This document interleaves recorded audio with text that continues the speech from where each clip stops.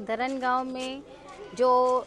8 नवंबर को जुलूस गौसिया निकला और जिसमें ऐसा कहा गया कि ऐसे नारे बोले गए जिसकी वजह से नाइत्तेफाकी पैदा हो और ये एक संगठन के कट्टरपंथी संगठन के दबाव में 8 नवंबर के बाद से उस पर कोई कार्रवाई नहीं हुई, लेकिन 16 दिसंबर को इसमें एफआईआर दर्ज हुई जिसकी मजम्मत करने के लिए कि वो गैर कानूनी एफआईआर है, वो कानूनी नहीं है क्योंकि कोई ऐसा वाक़या हुआ ही नहीं था, दबाव में बनाई हुई एफआईआर है। उसके ख़िलाफ़ अबू आसिम आज़मी साहब ने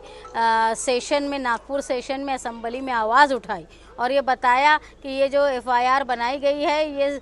गैर कानूनी है, ऐसा कोई वाक़या पेश नहीं आया यहाँ पर, और वो एक सिर्फ सियासी फ़ायदा उठाने के लिए लोगों ने इसको सिर्फ एक हवा बनाया जिसका वो फ़ायदा उठाना चाहते थे। उसकी मजम्मत करने के लिए कि हिंदुस्तान एक सेकुलर स्टेट है, एक सेकुलर कंट्री है, यहाँ पर हर शहरी को बराबर हक हासिल है, किसी को दो आंखों से ना देखा जाए, कानून सबके लिए बराबर।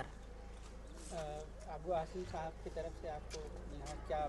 अबू आसिम साहब की तरफ से वो हमेशा से पूरे महाराष्ट्र के मुसलमानों के लिए, अक़लियत के लिए, दबे कुचले लोगों के लिए, ख्वाह वो किसी भी समाज के हो, वो ये कोशिश करते हैं कि जुल्म के ख़िलाफ़ आवाज़ उठानी चाहिए। जैसे ही उनके इल्म में ये बात आई कि यहाँ नाइंसाफ़ी हो रही है, उन्होंने सेशन में आवाज़ उठाई और उसके बाद हम लोगों को यहाँ भेजा गया ये यकीन दहाने के लिए कि अगर कोई बेगुनाह लोग उसमें फंसे हुए हैं तो उनको कानूनी मदद और सोशल मदद और मेंटली मदद जो है वो समाजवादी पार्टी देगी। हर महाज पे उनके साथ वो खड़ी है। सुन्नी जमीयतुल इस्लाम के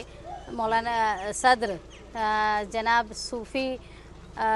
नूरुल साबरी साहब, अकबर सेठ साहब, रमज़ान भाई, और कानूनी तौर पे मालूमात लेने के लिए हमने एडवोकेट अज़ीम ख़ान साहब को बुलाया था। उसके बाद धूलिये के